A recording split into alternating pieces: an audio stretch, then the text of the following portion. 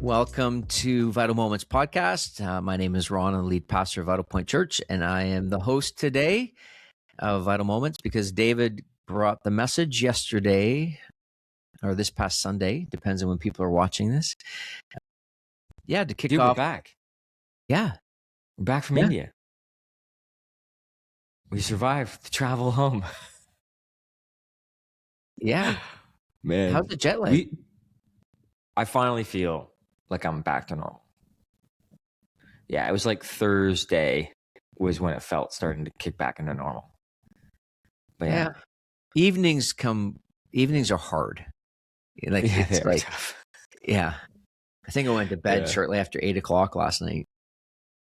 Man, that's insane. Yeah. Slept right through till like 4:30, I think. So that's good. Anyway, we are beginning a brand new series, God's Design for the Family. Yeah. Wow. We've been talking and planning a series like this for a very long time. We've bounced it back and forth. We've tried to figure out what is the best route to go with it. And I'm very excited about it, especially in a year of steadfastness, right? This idea of standing strong because the steadfast love of the Lord never ceases. And we believe that the family is God's design, and God knows best because he's created the family. Even though for many people, the family dynamic can be a real struggle. It can be difficult. And that's why we're working hard to paint a picture with grace and truth that would allow people to move towards it. And yesterday, this past Sunday, you kicked it off with the blueprint, God's blueprint. So how did you feel about it? It seemed very personal to you. Yeah, and I think I was talking to Hannah, my wife, and I even called you after. I think why it seemed to be one of like my favorite kind of topics and conversations is because it's like the thing I'm literally living right now. Like right. Hannah and I were young parents. We're building a home with kids, and we want our family to represent God well. I say well because we can't be perfect at it. If you ever go to a grocery store with me, you know that I do not represent Christ very well in a grocery store because I can't stand bad cart etiquette. Running into people on purpose. If I've ever done that to you, I'm so sorry. In a small town, I probably have done that to you. But I think it's very personal because I'm doing this myself, and I'm your son, right? Like I experienced this firsthand. Like one thing that I've noticed in my life is as I do life with other people, like I was brought and raised up in an incredible home. Like I think in all honesty, I think it's our producer Josh's wife. When we first met her, when we planted Exeter, she said to me and Hannah, like David, you were not raised in a normal home. And I was like, what do you mean? It's pretty normal to me. But then what I noticed was it wasn't normal because it totally represented the kingdom of God. Well, and you guys would come home from school and you would say, like, you know that our family's not normal. Yeah. Yeah, it was. And it's interesting because the cautionary piece of this would be, you were raised in a pastor's home.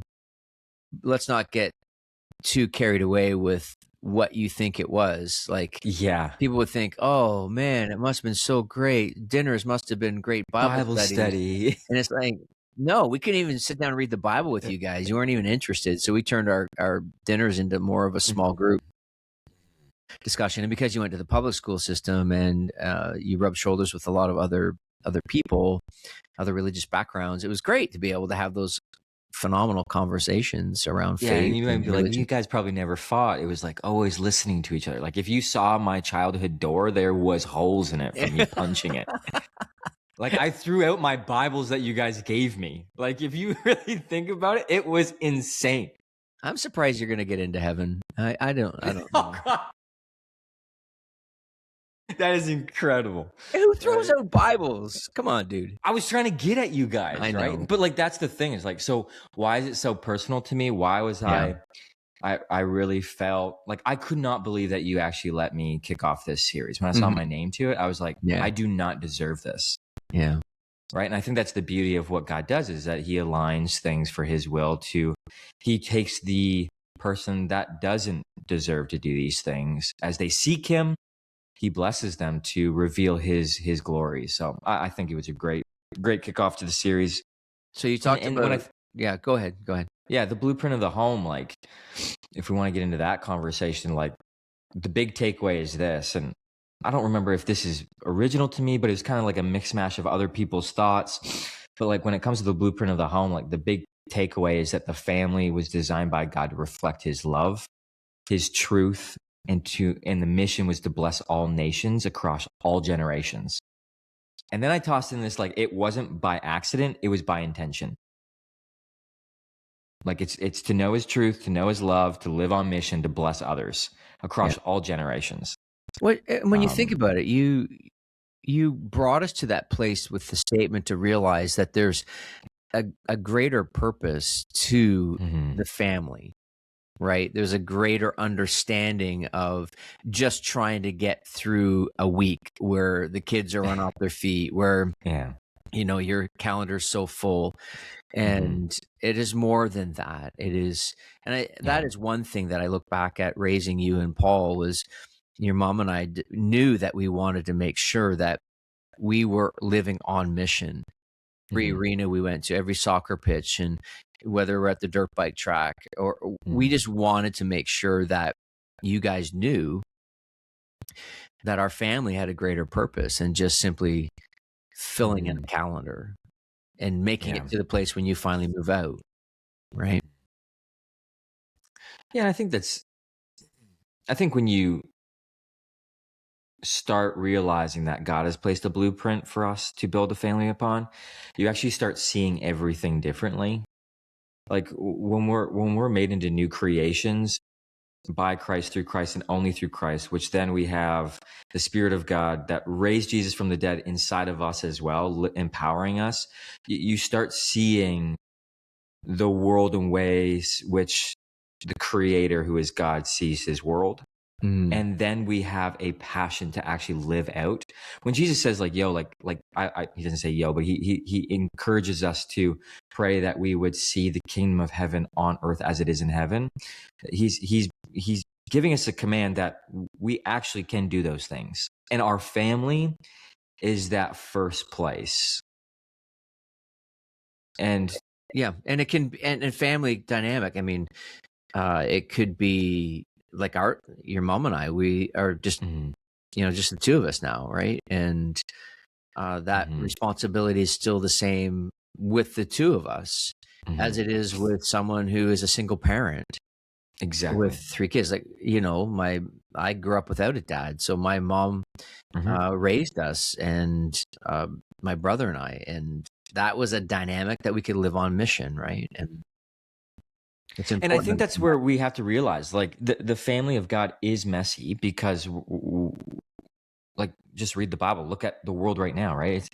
It is messy, and that's okay. The Lord works best with messes. Like, we joked around about me, like, I can't even believe you're getting into heaven, right? Like, there's so many of us carry that mess each and every single day, but we have to realize that, like, he sees that, and he's like, that means I can use you. Like, you're realizing that you can't do this alone. So when we think of the family, like whether you are a husband and wife right now and you're building a family and you've got kids, like, he wants to use you. If you're a single parent right now, he wants to use you. He wants to partner with you. If you're a grandparent right now, right? We're seeing that at Vitalpoint Church. Like, grandparents are raising their grandkids. Yeah. Right, because the reality of choices that were being made, and so you're still building the home. You're a single person right now, desiring one day to have a family that represents him. Like, it starts now, right? So I saw 4 pillars come up, and one was to reflect his character, because we are made in the image of him. Right, we've got the nature of him, we got the life of him, we got the personality of him, the truth, the holiness, the glory of him, right, the justice of him. We are to mirror that, which then we're to reflect that to the world. The second one is to pass on his truth, right? Like this is from Deuteronomy, where Moses is speaking to the children of Israel, like the people of Israel, like the children. Like, we are to raise children up in this. right? And teach them diligently, which is what you were impressing upon their heart. Until they leave your home, it's your concern for their life. Yeah. It's not one day, hopefully they figure it out. We'll talk about this probably in raising adults. Like, I hear Yeah. parents say, well, I don't want to pressure them. I don't want to bring them to church. I don't want to make them do something they don't want to do. Are you kidding me? It is your responsibility to create the context, and you're the parent. Yeah. Anyway, that we'll go off on that. We'll get to that one. That's good. I like that. And then the third one is family to live on mission. Yeah. And this is practical. Which you talked about. Yeah. Right. I had one guy reach out to me. He really loved the analogy and the imagery of like the base camp, right? Before you set out on an adventure to reach a goal that you are passionate about, you are to go to base camp to get equipped, to get fueled, to get energized, to then set out and go, not just sit in the cabin and be like, oh, like the adventure sounds so great. Yeah. It's to go out and live that out. Like, so it's actually to get practical, right? With those things of living on mission. And the third one is to realize that God uses imperfect families to reveal his perfect story. Yeah. You mean the fourth one? Yeah. The fourth one is, that was so good. Yeah. Yeah. I was thinking a lot about, like, on Saturday, we went to our uncle's funeral, and his 3 kids spoke, and they're all grown adults now with their own families. And I was struck by, think about the values you talked about and developing values in a home. And I was thinking about just the way that Uncle Murray lived his life, and the way his kids talked about him was evidence of the value that he had in people. Yeah. And his willingness to have conversations with anybody and everyone, to help them think differently, to be able to build out things strongly, but his deep care, like, that was so evident.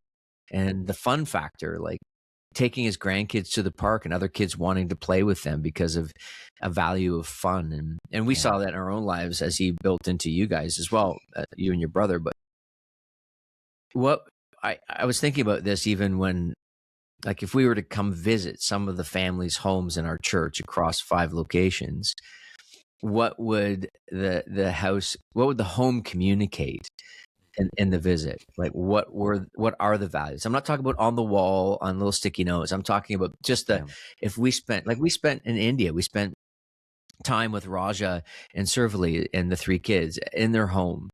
Like, we saw and we witnessed how they interact, how they treat each other. And I think for us to realize is that, and what struck me again is that, and you talked about it numerous times, was the intentionality of building a home. And it's exhausting. I think that's one thing that maybe parents and families and individuals would struggle with, is it's just so much work. And that the exhaustion of that. And sometimes we just want to say, I can't do this anymore. Can I be real? Yeah. I think no, you cannot be real. Just stop it right now. I think of a family right now, okay? This is the scenario. Husband and wife, single parent, grandparent, raising a family, building the home. We sometimes, or a lot of the time, see that it's so exhausting because we place our energy in other areas that do not have eternal value. Oh, okay. Yeah. Right? Like, you think of myself, right? Okay. I'm passionate about my job. Love being a pastor, walking with people. I put so much energy into other people that when I come home, my family looks and feels exhausting to me to build. Yeah. What if I took 10% more of that energy that I put into other people and put it in my own family? And what would that do? Yeah. Right? I'm not the be and all and end all of other people's lives. Like, I've learned that so quickly in pastoral ministry. And I think in any job, like, you are not the be all and end all of someone else's life. But when it comes to your family, which God created and gave you, he says so often, and I hope we talk about this in raising adults, not children, they are a gift to you and a blessing from him. And some of us will stand before God and he will say, were you faithful with the family that I gave you? Right? And I think we see our families as a hindrance or a setback or not life-giving, is because we're not actually putting life into it. Yeah, and especially for people with younger families, if you value busyness and a full calendar, and you're run off your feet with sports and chess club and choir and all these different things, and there's nothing wrong with those things, but if you run your kids off their feet, if your home is at a chaotic pace, what you're doing is setting the template for their future lives. Mm-hmm.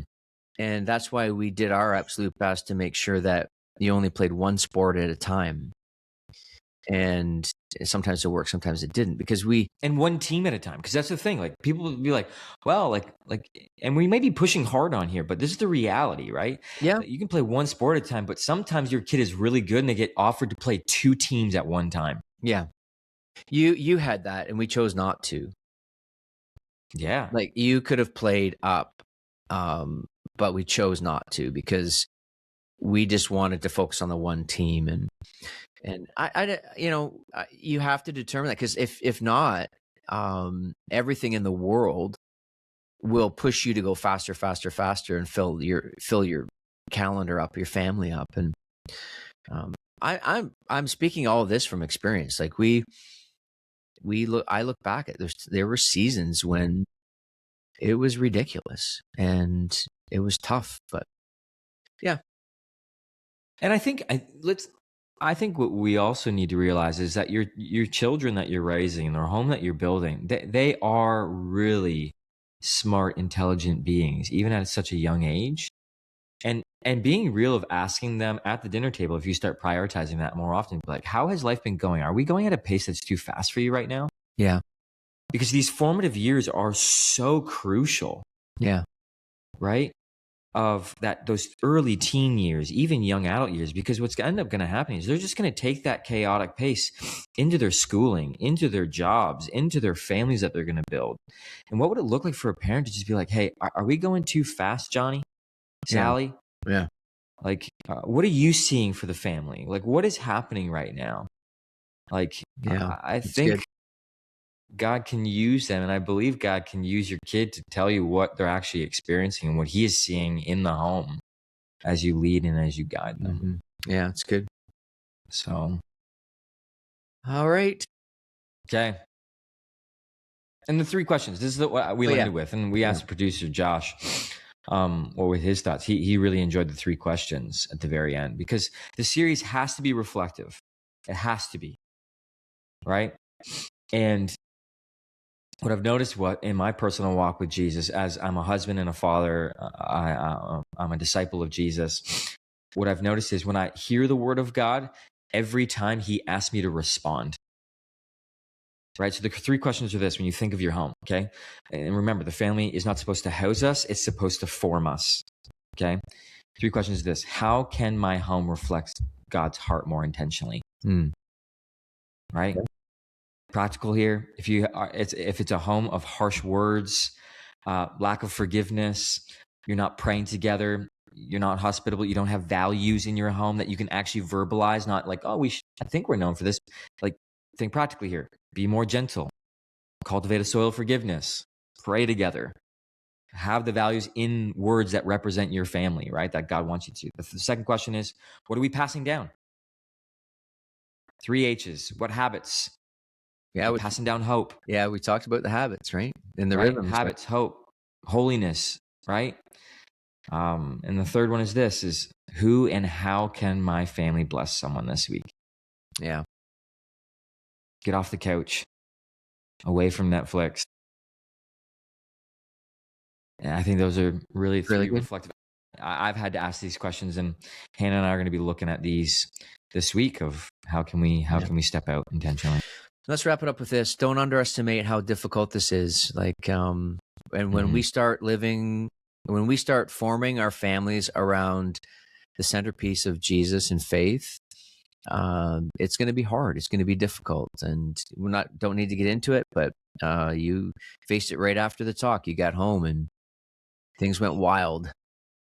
The opposition showed up. So anyway, just I think we just need to trust and believe that the power is available to us to build the families that God designed, and to be okay that it's one step at a time. Find one truth that you can apply to your life. In our Connect groups, I hope that they'll have this discussion on what was one thought or idea that you took from this and apply it to your life. This coming weekend, we're going to talk about the man. Role of a man. The role of the man, the role of the woman in the following week. Give you a teaser, 1 Corinthians 16, 13 to 14. Be watchful, stand firm in the faith, act like a man, be strong. Let all that you do be done in love. Oh, it's the ending there. Yeah, we're going to. So often it's just like stand firm, act like a man. Yep. Buy a belt buckle and get a cowboy hat. We're going to offend everybody in Huron County and 1 or 2 people in Poplar Hill. Come on. Let's do this. All right. Thanks, Dave. Good job. Way to kick off the series. Thanks for doing that. Your passion was evident, and it didn't get in the way of the truth that needed to be communicated. So way to go. Really proud of you, son. Good job. Thanks. Thanks for watching. Okay. Or listening. Peace out, man.